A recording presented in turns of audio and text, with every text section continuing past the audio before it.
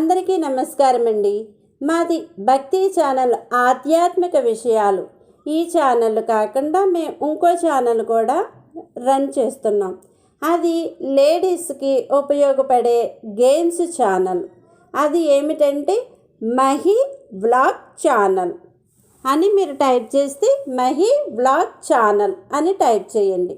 తప్పకుండా ఆ ఛానల్కి కూడా మీరు సబ్స్క్రైబ్ అయినట్లయితే మీకు ఫంక్షన్లో కానీ పేరెంట్ గాల్లో కానీ లేదా ఇరుగు పొరుగు కానీ సరదాగా గేమ్స్ ఆడుకోవచ్చు అన్నమాట, మనకి కాలక్షేపం కోసం.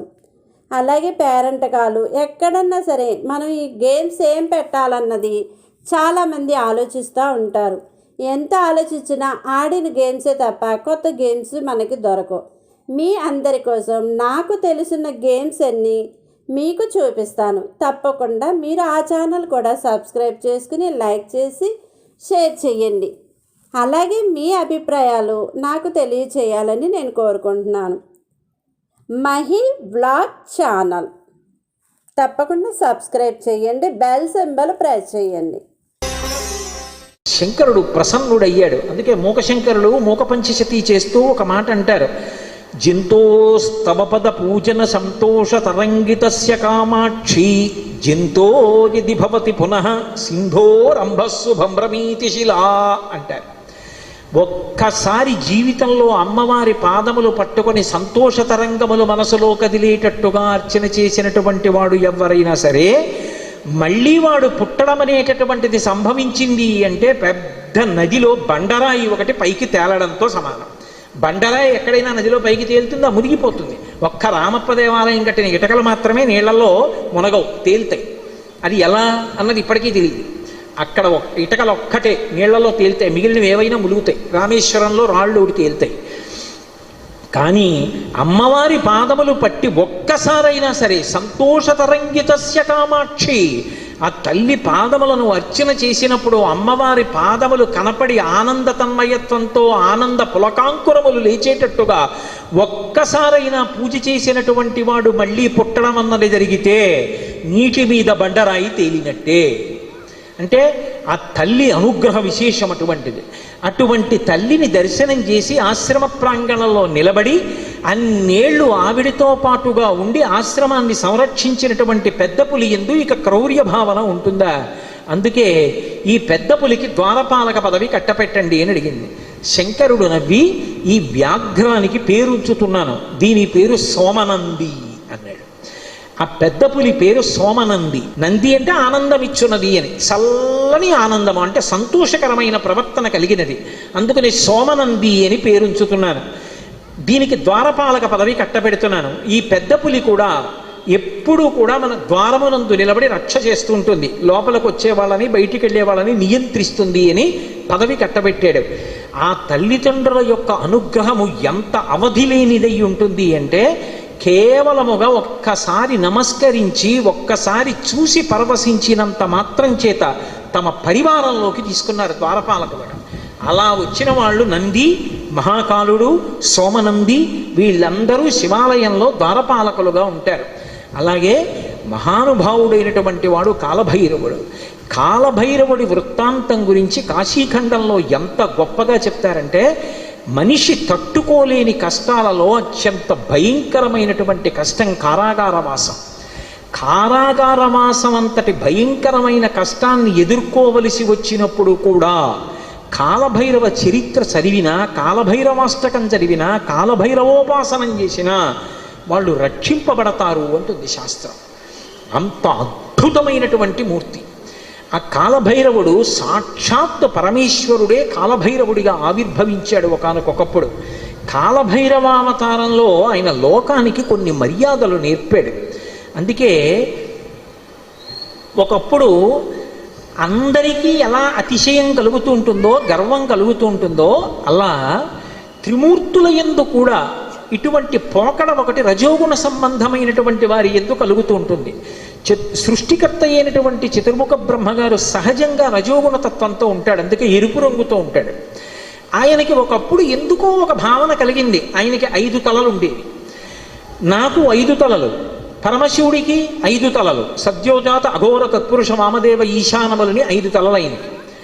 నాకు 5 తలలు, నాకంటే బ్రహ్మగారికి 5 తలలు, నాకు శంకరుడికి ఏం తేడా, మేమిద్దరం సమానం, నేనే సృష్టిలో అధికుణ్ణి అన్నాడు. అని వేదములను పిలిచి అడిగాడు, నేనా కాదా అన్నాడు. ఋగ్వేదము, సామవేదము, యజుర్వేదము, అథర్వణ వేదము కూడా నువ్వు కాదు, పరమశివుడే సృష్టికంతటికీ కూడా మహాపురుషుడు, ఆయననే వేదములన్నీ కొలుస్తున్నాయని చెప్పి ఆయన అంగీకరించలేదు. ఆయన అహంకారం తగ్గించడానికి శంకరుడు సభలోకి ప్రవేశించాడు. ప్రవేశిస్తే ఒక్కొక్కసారి అతిశయం, గర్వం అనేటటువంటిది కలగకూడదు, కానీ అది కలిగితే ఎంతటి వారిని కూడా ఎలా పడగొట్టేస్తుంది అన్నదానికి ఈ ఆఖ్యానాలన్నీ వస్తాయి. రామకృష్ణ పరమహంస ఒక అద్భుతమైన మాట చెప్పేవారు. ఒకప్పుడు ఒక మహారాజు గారు ఒక భద్రగజం మీద ఎక్కి వస్తున్నాడు. భద్రగజం అంటే ఎంత ఉంటుంది, గురువాయూరులో రాత్రి కృష్ణుడి ఆలయం చుట్టూ ప్రదక్షిణం చేస్తాయి ఏనుగులు, అందులో భద్రగజాలు వస్తాయి. భద్ర అనే జాతికి చెందినటువంటి ఏనుగులు. అసలు ఆ ఏనుగుని చూస్తే ఓ పెద్ద కొండ శిఖరం నడిచి వెడుతున్నట్టు ఉంటుంది, వచ్చి వరుస క్రమంలో నిలబడతాయి గుడి చుట్టూ. అది ఎక్కాలంటే నిచ్చెన వేసుకుని ఎక్కాలి.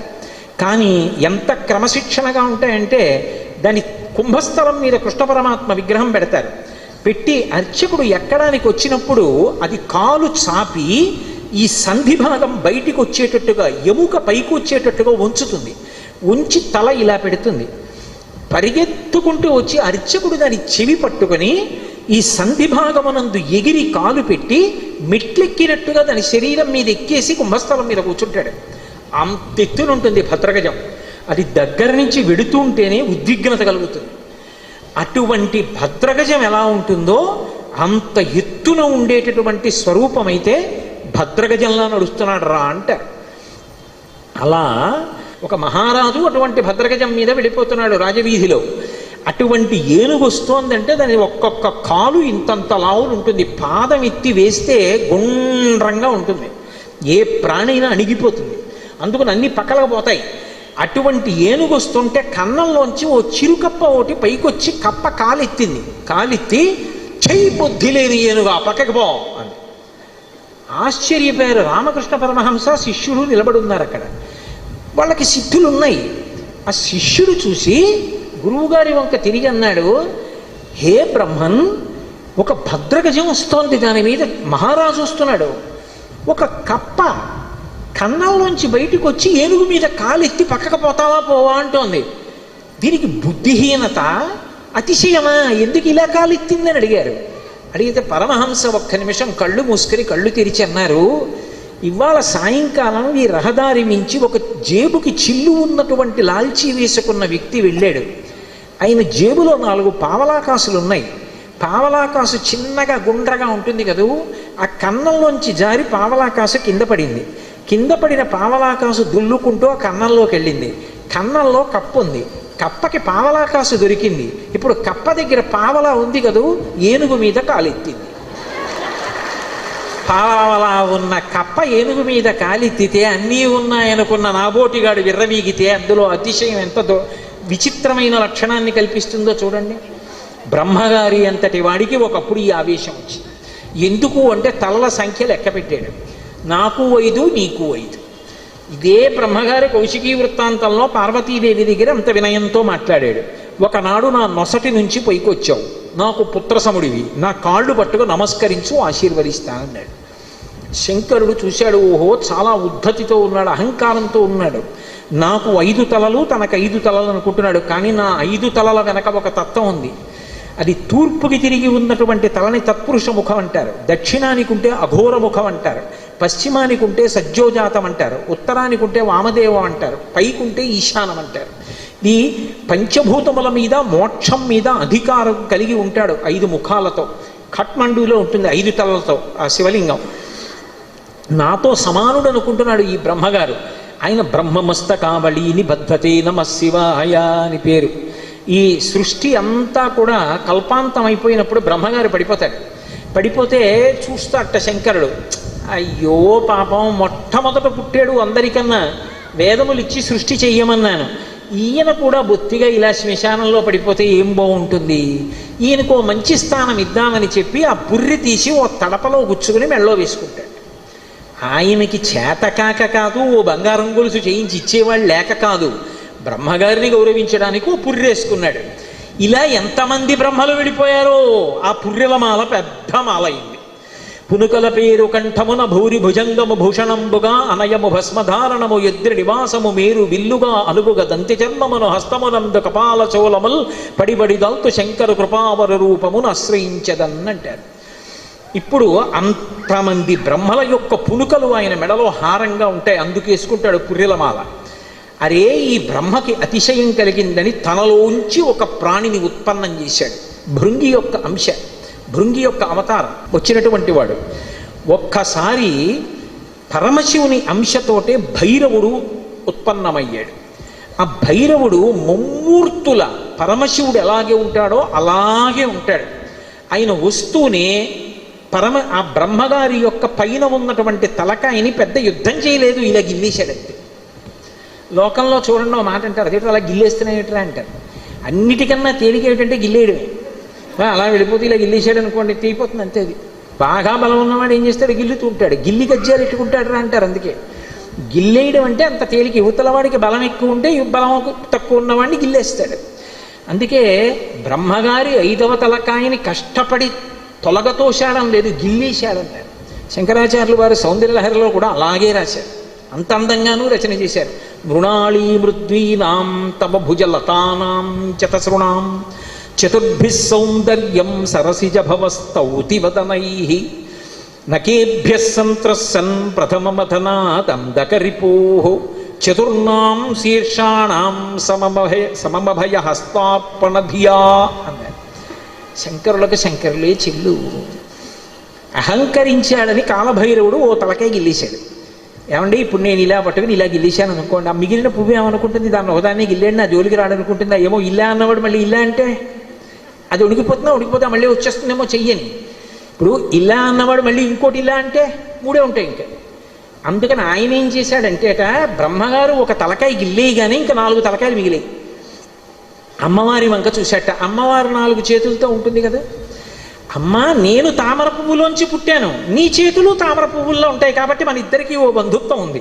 అమ్మా నా 4 తలకాయలు తామర పువ్వుల్లాంటి నీ చేతుల కింద పెడతాను, కాపాడమ్మా అని 4 తలకాయలు గబగబా పట్టుకెళ్ళి అమ్మవారు 4 చేతుల కింద పెట్టేటప్పటికి మళ్ళీ గిల్లుదామని చూశాడు. పైన అమ్మవారి చెయ్యి ఉంది, నవ్వి ఊరుకున్నట్ట శంకరుడు. అలా అమ్మా నీ చేతులు పెట్టుండకపోతే బ్రహ్మగారి తలకాయలు ఉండేవో ఉండకపోను, ఏమో గిల్లేసిన వాడు ఓటే గిల్లుతాడని నమ్మకం.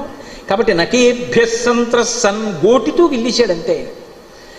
కాలభైరవుడంతే అంతటి ప్రచండ శక్తి స్వరూపుడు. కాశీఖండంలో ఆయన గురించి ఒక అద్భుతమైనటువంటి విశేషం చెప్తారు. అజుండు తాను అధికుండుననుచు గర్వింప కరనఖాగ్రమునత చిరము త్రుంచి సాకారయగు బ్రహ్మహత్యతో చనుదేరి సర్వలోకంబులు సంచరించి వైకుంఠమునకేగి రమా వైకుంఠులర్చించ అమృతభిక్షాసనం అరగించి కాశికానగర కంఠోపదేశంబున పగలవైచకరంపు బ్రహ్మపునుక ఆధిపత్యంబు పొందె కామారి చేత ప్రియవైచిన చోట కబురము చేసి కాశికాపురమునకు 7 గడయు చూపే క్రోధభైరవ దేవుండు కుంభజన్మ అంటారు. ఆయన బ్రహ్మగారి తలకాయ తుంపేశాడు.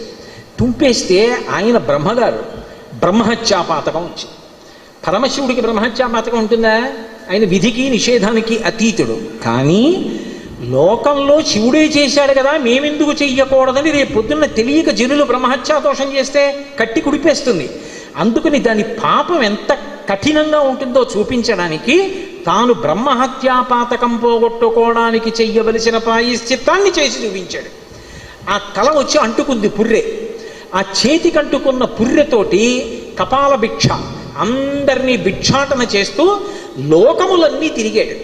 తిరిగి ఒక రోజున వైకుంఠానికి వెళ్ళాడు. అబ్బా ఇటువంటి అతిథి ఎక్కడ దొరుకుతాడు?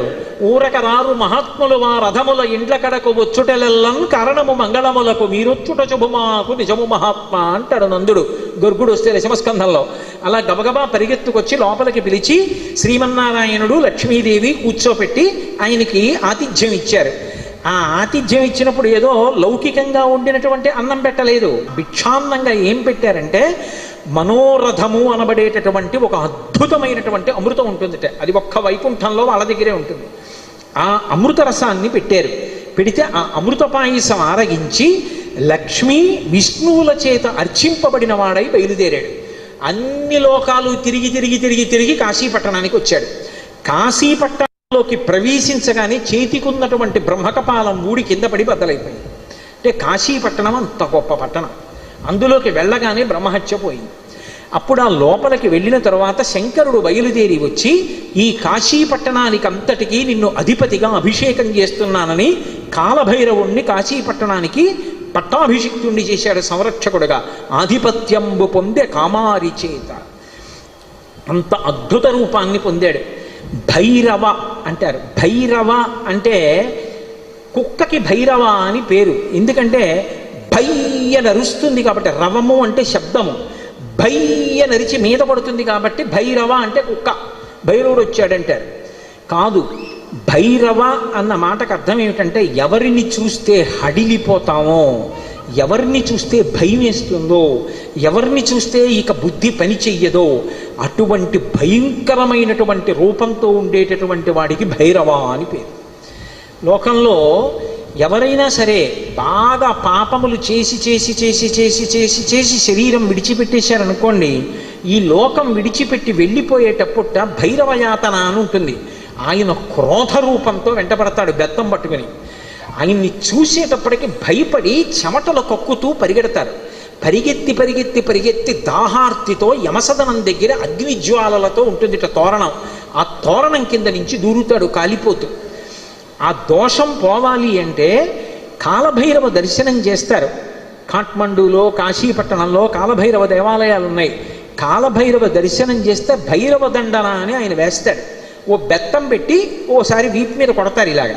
అంటే అక్కడతో ఆ పాపాన్ని తీసేస్తాడు. ఆ చాలా అనుగ్రహమూర్తి. అలాగే కార్తీక మాసంలో వచ్చేటటువంటి పౌర్ణమి నాడు జ్వాలాతోరణం చేస్తారు. కొత్త గడ్డి తీసుకొచ్చి తోరణం కట్టి ఆ గడ్డి అంతా పెట్టి ఆవు నెయ్యి పోసి వెలిగిస్తారు. వెలిగించి పార్వతీ పరమేశ్వరులు పల్లకీలో వెడుతుంటే హరహర మహాదేవ శంభో శంకర అంటే భక్తులు కూడా పల్లకీతో వెళ్ళి మళ్ళీ వస్తూ ఉంటారు. ఎందుకు అలా వెళ్ళి వస్తూ ఉంటారు అంటే, నరకలోకానికి వెళ్ళి అగ్నితోరణం కింద నుంచి దూరవలసినటువంటి అగత్యాన్ని తీసేసి ఇక్కడే అగ్నితోరణం కింద నీవు అక్కడ చూడక్కర్లేదురా, నేను నీకు అండ ఉంటాను, బెంగ పెట్టుకోకని ఆయన నడిచి ఆయన వెనక మనం నడిస్తే ఇంకా అక్కడ అగ్నితోరణం చూడక్కర్లేదు, తిన్నగా మంచి లోకాలకు వెళ్ళిపోతాడు. దానికోసం ఇక్కడ ఆయన అద్భుతమైనటువంటి జ్వాలాతోరణం చేస్తాడు. మనం చేస్తే అనుగ్రహాన్ని శంకరుడి ద్వారా పొందుతామని. అందుకని భైరవ అంటారు. శంకర భగవత్పాదులు కాలభైరవుని యొక్క వైభవం మీద ఒక అష్టకం చేశారు. దేవరాజ సేవ్యమాన భావనంగ్రి పంకజం వ్యాళయజ్ఞ సూత్రం ఇందుశేఖరం కృపాకరం నారదాది యోగి బృంద వందితం దిగంబరం కాశికాపురాధినాథ కాలభైరవం భజే. నారదాది యోగి బృంద వందితం దిగంబరం అంటారు. ఆయన నారదుడు వంటి యోగి బృందముల చేత నుతింపబడుతుంటాడు. దేవరాజ సేవ్యమాన భావనాంగ్రి పంకజం, పావనాంగ్రి పంకజం. దేవరాజు అంటే ఇంద్రుడు. ఇంద్రాదుల చేత పూజింపబడేటటువంటి పాదపద్మములు కలిగినటువంటి వాడు. వ్యాళయజ్ఞ సూత్రం ఇందుశేఖరం కృపాకరం. ఆ చంద్రబింబాన్ని శుక్లపక్షంలో ఉండేటటువంటి తదియనాటి చంద్రరేఖని కొప్పులో ధరించి ఉంటాడు ఆయన. వ్యాళయజ్ఞ సూత్రం ఇందుశేఖరం కృపాకరం నారదాది యోగి బృంద వందితం దిగంబరం. ఆయన దిక్కులన్నీ ఆయనకి అంబరములై ఉంటాయి. ఆ దిక్కులు అంబరములై ఉన్న మీదట కొత్తగా ఇక వస్త్రాన్ని కట్టుకోడు, దిశములతో ఉంటాడు. అది ఒకటి. అసలు తెలుసుకోవలసిన రహస్యం వేరే ఉంటుంది. ఎప్పుడైనా మీరు శివాలయంలోకి వెళ్ళినప్పుడు కాలభైరవ దేవాలయానికి వెడితే బట్ట ఉండదు, ఆయన దిగంబరంగా నిలబడి ఉంటాడు. ఎందుకు అలా ఉంటాడు అంటే దానికి ఒక కారణం ఉంది. అంబరము దేనికి కట్టుకుంటారు అంటే, వస్త్రము కట్టుకున్నాడు అన్న మాటకి తాత్వికమైనటువంటి అర్థం ఏమిటి అంటే, లజ్జ పొంది ఉన్నారు, ఎవరు తనని చూసి సంతోషించాలో వాళ్ళు మాత్రమే సంతోషించాలి తప్ప అన్యులు తనని ఇంకొకలా చూడకుండా ఉండడానికి వస్త్రం కట్టుకుంటారు. సభాముఖంగా అంతకన్నా మాట్లాడకూడదు. బట్ట దేనికి కట్టుకుంటారు అంటే, ఏ పురుషుడు తనని ఎలా చూడాలో అలాగే చూడాలి. భర్త అయితే దాని అవసరం లేదు. భర్త కానివాడు ఇంకొకలా చూడ్డానికి వీల్లేదు. అంబరము ధరించి ఉంటారు. అంబరము భక్తికి సంకేతం. భక్తి అంబరమును కట్టుకుంటారు. భక్తి అంబరం కట్టుకుంటే పురుషుడి చేత ఆకర్షింపబడతాడు. ఎవరా పురుషుడు? ఒక్కడే పురుషుడు. పతిం విశ్వస్యాత్మేశ్వరగం శాశ్వతగం శివమచ్యుతం. ఆ భగవంతుడు ఒక్కడే పురుషుడు. ఆధ్యాత్మిక సంప్రదాయంలో అందరం స్త్రీలమే. మనందరికీ పతి ఆయన. ఆయన కొరకు భక్తి అన్న బట్ట కట్టుకుంటాం. అసలు పరమేశ్వరుడు ఎవరి కోసం కట్టుకోవాలి? ఎవరి పట్ల భక్తితో ఉండాలి ఆయన? ఆయన ఎవరిని పొందాలి? ఆయన పొందడానికి ఇంకెవరు లేరు, అందరూ ఆయన్ని పొందుతారు. అందుకే ఆయన బట్ట కట్టుకోడంటే భక్తి అన్న నంబరం ఆయన కట్టుకోక్కర్లేదు. అందుకు దిగంబరుడు. ఆ దిగంబర అన్న మాటను అలా అర్థం చేసుకోవాలి. అందుకే యోగి సంప్రదాయంలో ఈ దిగంబర అన్న మాట మీకు కనపడుతూ ఉంటుంది. కాబట్టి నారదాది యోగి బృంద వందితం దిగంబరం కాశికాపురాధినాథ కాలభైరవం భజే. అటువంటి కాలభైరవుణ్ణి నేను భజిస్తున్నాను. భానుకోటి భాస్వరం భవాబ్ది తారకం ప్రభుం నీలకంఠమీప్సితార్థదాయకం త్రిలోచనం కాలకాలమంబుజక్షమక్షశూలమక్షరం కాశికాపురాధినాథ కాలభైరవం భజే. ఇప్పుడు నేను అష్టకం అంతా ఎక్కడ చెప్పను? భానుకోటి భాస్వరం, కోటి మంది సూర్యులు ఉదయిస్తే ఎలా ఉంటుందో ఆయన కాంతి అలా ఉంటుంది. భవాబ్ది తారకం ప్రభుం, సంసారం అనే సముద్రాన్ని దాటించేస్తాడు ఆయన పాదాలు పట్టుకుంటే. నీలకంఠమీప్సితార్థదాయకం త్రిలోచనం, నీలకంఠుడై హలాహల భక్షణం చేసినటువంటి శంకరుడై లోకములను అనుగ్రహించగలిగిన వాడై భక్తజనుల యొక్క ఈప్సితములను తీర్చగలిగిన వాడై ఉంటాడు. నీలకంఠమీప్సితార్థదాయకం త్రిలోచనం కాలకాలమంబుజక్షమక్షశూలమక్షరం, చేతిలో అక్షమాల పట్టుకుని జ్ఞానాన్ని ఇవ్వగలిగిన వాడై ఉంటాడు. అందుకే అక్షమాల అంటే ధ్యాన స్థితిని కటాక్షిస్తాడు. పుస్తకాలు చదవడం గొప్ప కాదు, ధ్యానం చేయగలిగి ఉండాలి. ఆ మనస్సు చెప్పినప్పుడు మాట వినాలి. పిలవగానే మనసు వెనక్కొచ్చి ఎవరిని చూడమంటున్నానో వాళ్ళని చూడాలి. రా చూడు పార్వతీ పరమేశ్వరుల పాదద్వంద్వాన్ని అనేటప్పటికీ అది గబగబా వచ్చి కూర్చుని చూడడం అలవాటు అవ్వాలి. మనసు ఎలా వినాలి అంటే కుక్క మాట విన్నట్టుగా వినడం, ఎద్దు మాట విన్నట్టుగా వినడం మనసుకి రావాలి. కుక్క చూడండి అన్నాను అనుకోండి పరిగెత్తుకొస్తుంది, కుక్క పిలిస్తే వచ్చినట్టు. ఎద్దు చూడండి కొత్తగా గిత్తని బండికి కట్టారనుకోండి, బండి ఎత్తి పట్టి రైతు దా దా అంటే అది రాదు. బలవంతంగా తీసుకొచ్చి కాడి మెడ మీద పెట్టారనుకోండి తోసేస్తుంది, అటుపోతుంది ఇటుపోతుంది. 4 మాటలు అలవాటు చేసి కొట్టి దుక్కి దున్నించి చేశాడనుకోండి, ఆ తర్వాత రైతు ఇక ఎద్దు దగ్గరికి వెళ్ళడు. వచ్చి ఆ బండి కాడి పట్టుకొని ఇలా పైకి ఎత్తి పట్టుకుంటాడు. ఇలా ఎత్తి పట్టుకుని ఆ 2 కాడిలా సమానంగా వస్తుంది అంటాడు. 2 ఎద్దులు నిద్రపోతున్నవి లేచి ఒళ్ళు విరుచుకొచ్చి మెడబెట్టేస్తాయి. పిలవలేదు ఆయన ఏమి దా అని కూడా అనలేదు, అంటే చాలు 2 ఎద్దులు వచ్చాయి. అలా అన్నంత మాత్రం చేతనే ఎద్దులు వచ్చేస్తూ ఉంటే సాధన చేత మనసు వెనక్కి రావద్దు, రావాలి. అలా వచ్చేటట్టు చెయ్యగలిగిన వాడు, సాధనా బలాన్ని అనుగ్రహించగలిగిన వాడు కాలభైరవుడు. కాలస్వరూపంతో ఉంటాడు. అందుకే కాలకాలమంబుజక్షమక్షశూలమక్షరం కాశికాపురాధినాథ కాలభైరవం భజేత్. అందుకే కాలభైరవష్టానికి ఫలశ్రుతి చెప్తూ కాలభైరవాష్టకం పఠంతి ఏ మనోహరం జ్ఞానముక్తి సాధనం విచిత్ర పుణ్యవర్ధనం శోకమోహ దైన్యలోభకోపతాపనాశనం తే ప్రయాంతి కాలభైరవంగ్రి సన్నిధిం ధ్రువం అంటారు. ఎవరు కాలభైరవాష్టకాన్ని చదువుకుని ప్రతిరోజు కాలభైరవుడికి నమస్కరిస్తాడో వాడికి భక్తి, చిత్తశుద్ధి, వైరాగ్యము, జ్ఞానము, చిట్ట చివర మోక్షము ఆయన అనుగ్రహిస్తాడు. శరీరం విడిచిపెట్టిన తరువాత భైరవయాతన పొందకుండా మోక్షమును అనుగ్రహించగలడు అంటే ఆయన ఎంతటి శక్తివంతుడో మీరు ఆలోచించవచ్చు. కాశికా పట్టణానికి అంతటికీ కూడా అధిపతి అయి ఉంటాడు. అటువంటి మహానుభావుడైనటువంటి కాలభైరవుని యొక్క స్మరణము చాలు, సమస్త పాపములు నశించిపోతాయి. అంత గొప్ప కాలభైరవుడు శివాలయంలో ఈశాన్య దిక్కున నటరాజస్వామి వారి పక్కన విరాజమానుడై ఉంటాడు. అలాగే శంకరుడి పరివారంలో ఎప్పుడూ విడిచిపెట్టనటువంటి వారు సర్పములు ఆయన్ని ఎప్పుడు విడిచిపెట్టవు. ఏదో అలా అనడమే కానండి, నిజంగా ఆయన పరివారం అద్భుతమైన పరివారం. సాయంకాలం అయ్యేటప్పటికి కవచం పెట్టేస్తారు. కవచం పెట్టారు అంటే ఇలా పాము పట్టి ఉంటుంది, మీరు చూసి ఉంటారు. కొన్ని చోట్ల శివాలయాల్లో శివలింగం మీద పడగ పట్టి ఉంటుంది. ఆ ఆ నైమిషారణ్యంలో అయితే ఒక అద్భుతమైనటువంటి శివాలయం ఉంది. ఆ శివాలయం యొక్క పానవట్టం మీద ఒక పాము పడుకుని ఉంటుంది. అది పడుకుని ఉన్నట్టుగా చిత్రీకరింపబడి ఉంటుంది. అద్భుతమైనటువంటి శివాలయం. అవన్నీ మీకు చూపిస్తారు. అక్కడే కొంచెం దూరం వెళితే రుద్రావర్తము అని గోమతి నది లోపల ధర్మరాజు గారు ప్రతిష్ఠ చేశాడు శివలింగాన్ని. సుడి ఏమీ కనపడదు, మీకు నీరు తిరగదు, కానీ ఇలా నీరు వెళ్ళిపోతూ ఉంటుంది. దాని ముందు కానీ వెనక కానీ మీరు మారేడాకేస్తే పైనుంచి తేలి వెళ్ళిపోతుంది. శివలింగం లోపలున్న చోటుకొచ్చి మారేడు దళం వేస్తే నిలువుగా లోపలికి వెళ్ళిపోతుంది. మీరు 100 జామకాయలు జామపళ్ళు తీసుకెళ్ళి అందులో వేయండి, మీరు ఏమీ అడగకపోతే ఒక్క కాయ పైకి రాదు, నిలువుగా వరుస క్రమంలో లోపలికి వెళ్ళిపోతాయి. స్వామి ప్రసాదం ఇవ్వండి అని పైకి అడిగారు అనుకోండి, అన్ని పళ్ళు లోపలికి వెళ్ళిపోయి ఒక్క పండు పైకి వస్తుంది. భగవంతుని యొక్క అనుగ్రహము తిరుగులేనిది, ఈశ్వరుడు ఉన్నాడు అనడానికి ప్రబలమైనటువంటి సాక్ష్యాలు అవన్నీ. కాబట్టి ఆ పాము అనేటటువంటిది శివలింగం మీద పడగ పట్టి ఉంటుంది, అమ్మవారి యొక్క స్వరూపం. ఆ నాగులు ఎప్పుడూ శంకరుడితో అనుబంధంతో ఉంటాయి. అసలు ఆ పాము దేనికి గుర్తు అంటే కుండలిని శక్తికి ప్రతీక, అమ్మవారికి ప్రతీక.